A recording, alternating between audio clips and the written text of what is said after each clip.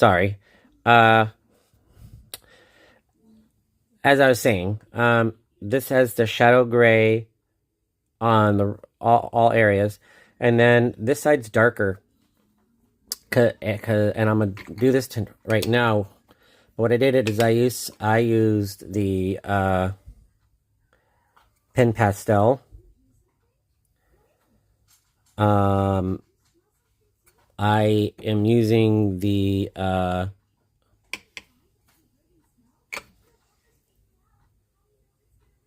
raw umber. It's a shade, and that's why I got this shade on here. And all I did was I just I'm gonna try to show you how I do this here. So all it is I just dab in here, and I'm just putting it more heavy on the bottom. Just kind of dabbing it on. And as I go up, I kind of, like your rust, you do it, you know, you work your way up.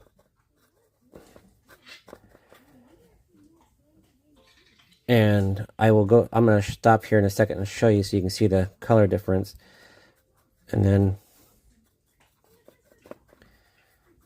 just kind of get it looking good here.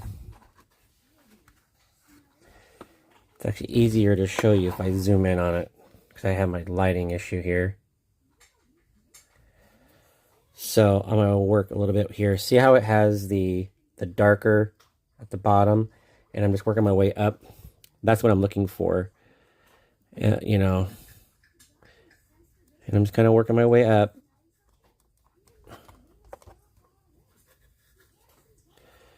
Just making it look dirty.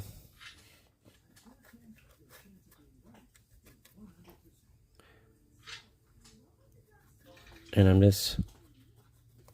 I'm dabbing it, because if you just, you know, I want it to stick. And I'm not really applying a lot at once. I'm just barely tapping the tray. And I'm just going around and around, using what's on the brush, and then I'll go get a little bit more, and get a little bit more. You're going to see some of the rows are not aligned perfectly, and that is deliberate, because I want it to show like maybe wind was blowing. Maybe the wind was blowing up against it, and now you got shingles that are pushed up or weak, and they're not lined right. So,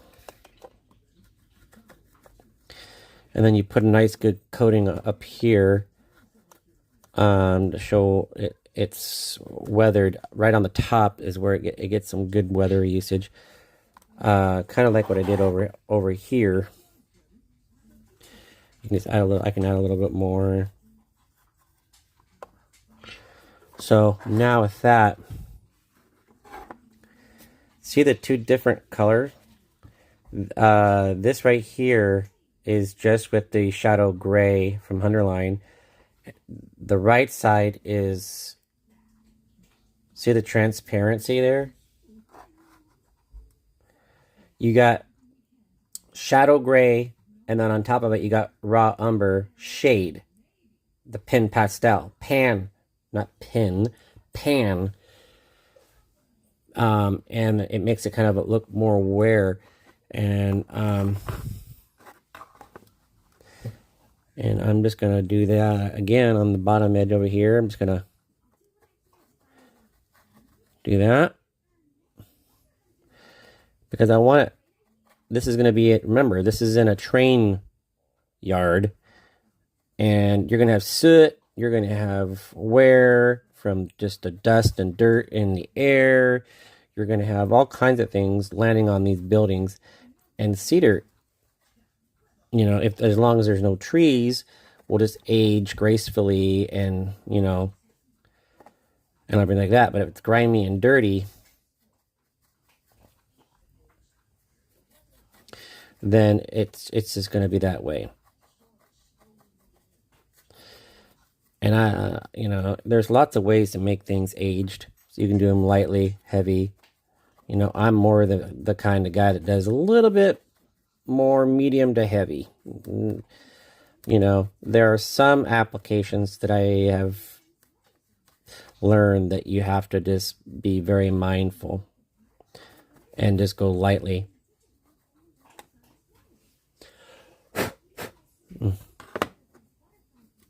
There.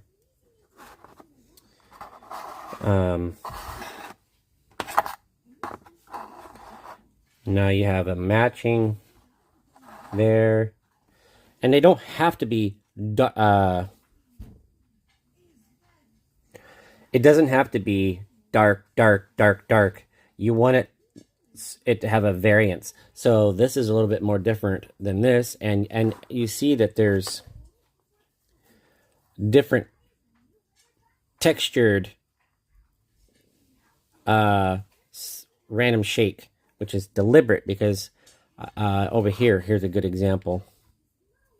You got more flat in there, and then the other ones I put in there up here are more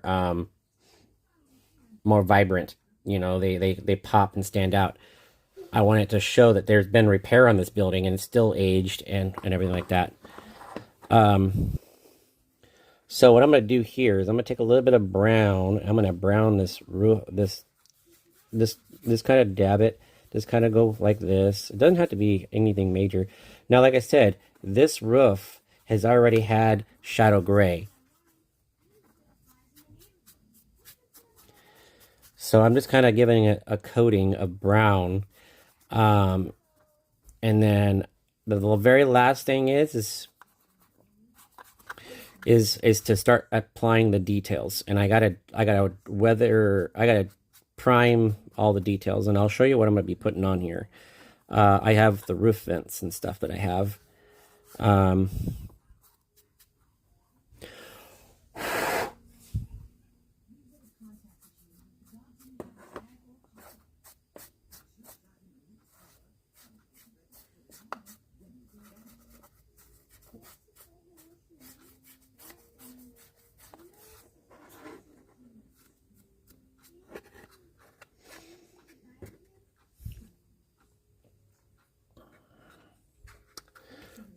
Looks like I still got a little bit of trim work to do, which is okay.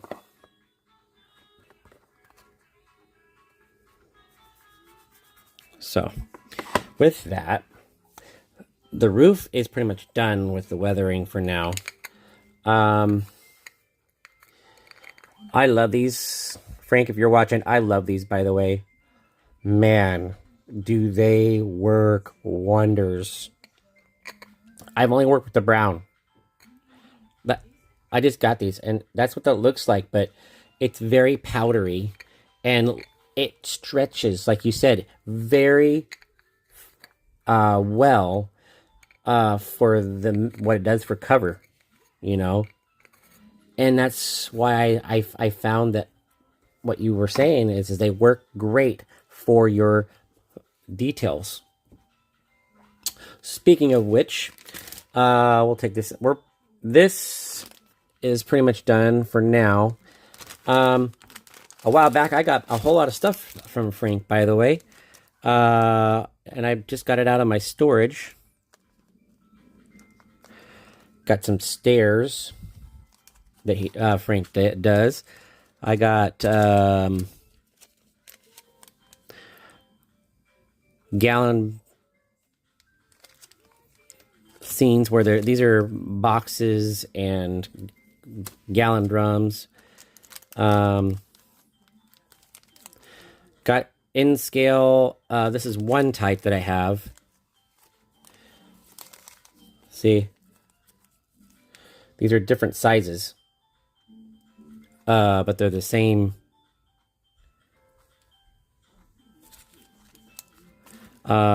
Smokestacks for like wood stoves and stuff. Then I got pallet, another bag of pallet, so I got 4 bags of pallets. These are some of Frank's dumpsters with gallon drums. So I'll be using Not any of these. I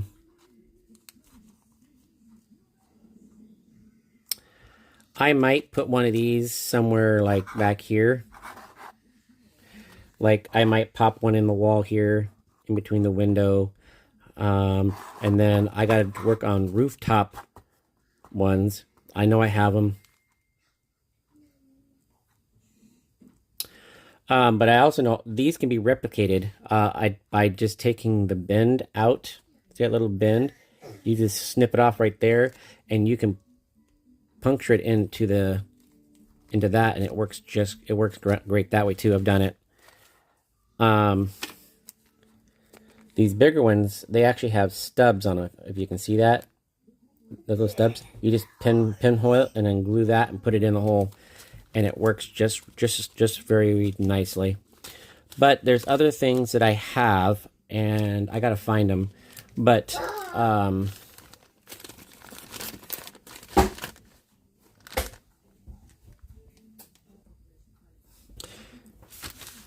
anyway, guys, sorry.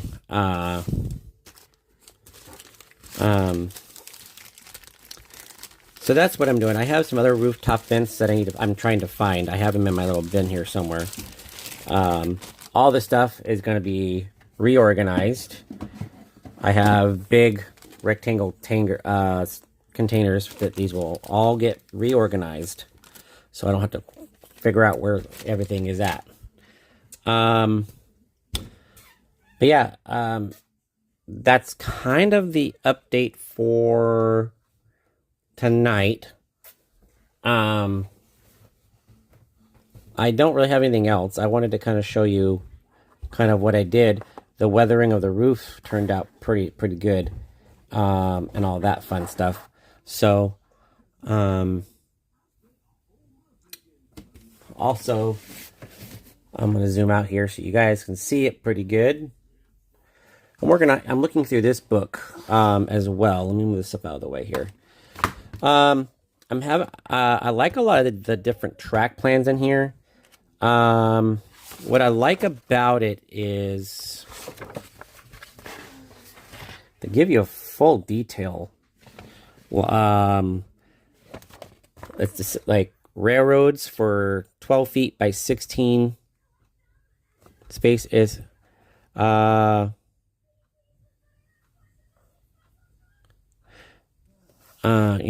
in the back, I wanted to show you this here. This is the plan index. Now, in here, I say I was going through the book and I wanted to,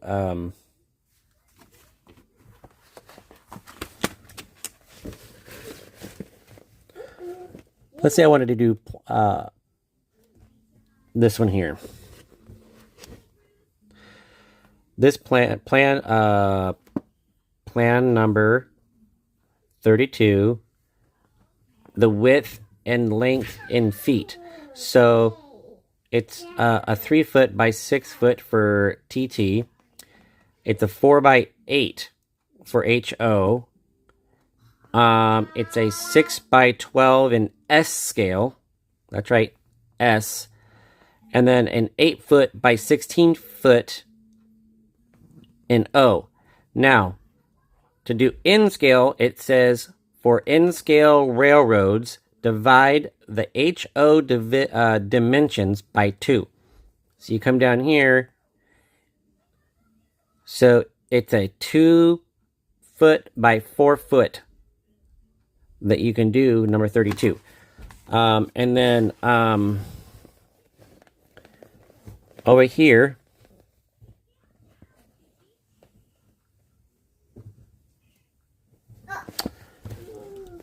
it says over here, this column, minimum mainline radius in inches. So what you have here is, for 32, for TT scale, you need a minimum mainline radius 11¼ inches. HO is 15. S scale 22.5. O scale, 30. So, again, divide the HO dimensions by 2. So this is 7.5 inches for N scale.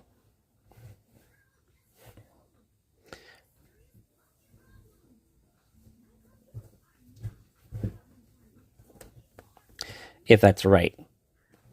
I know it's right for the over here, but I'm trying to it just says for N scale railroads divide the HO dimensions by 2. Okay, then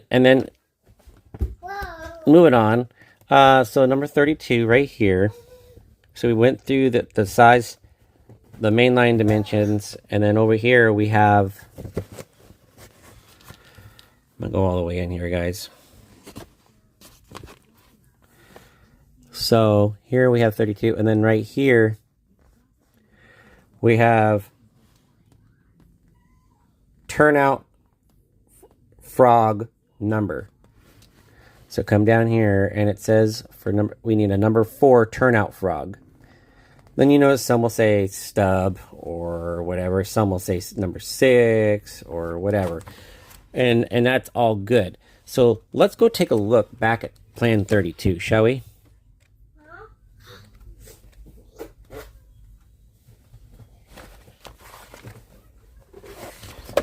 Plan 32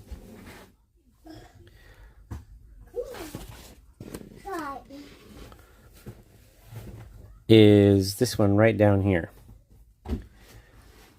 It's the Custer and Front Range Railroad. It was done by Bill White, or Waite, however you pronounce it. Very sharp curves. So, you know, you have kind of a squeezed, not quite a figure 8, but almost a dog bone style.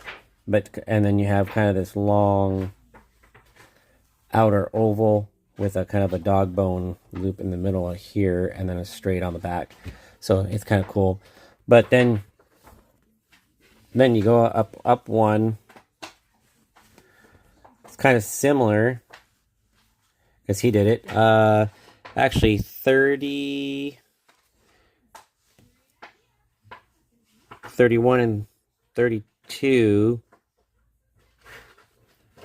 So yeah, there's one called Lime Ridge, Hercules, and Portland Railroad, which is this one right here. There's a quarry and stuff down in here, so it's got some unique stuff in it, but this is kind of all it really is. And what again, I'm going to fold this over so you can see it. Right here has instructions right next to here. So multiply dimensions and multiply figured dimensions and elevations by, you know, a half inch for N, 3/4 for double T, 1 inch for HO, 1.5 for S, and 2 inches for O. There is an exception. Elevations in plane. Elevations in Plan 34 are in scale feet for your scale. Crossing angle is the same in all scales. So here's 34 right here. It's called Laguna Platte. It's this one right here. So kind of an interesting little diagram. But what I'm getting at here is I'm just going through the book, and I'm kind of finding that I like certain parts of one layout and a certain kind of like other parts of another one and that kind of thing. And I'm kind of working on kind of maybe putting them all together and or reconfiguring it to where they'll work as far as idea wise, you know. I got my plan in my head for my layout, but I want to see, I'm looking at the track to see, well, can we make this work? Can we make that work? So we'll see kind of how it all works. But yeah, I'm taking all of these ideas from this book, and just piecing it all together. And I'm liking what I see. So other than that, we're good. So there'll be more updates on this other stuff, but for now, that's tonight's video, and we'll make it a wrap. Call it a wrap or whatever, and we'll see you guys next week. Hope you guys are having a fantastic Thursday, and tomorrow's Friday, so we'll see how things go. You guys have a wonderful rest of your week and have a good weekend. Talk to you guys later. Bye.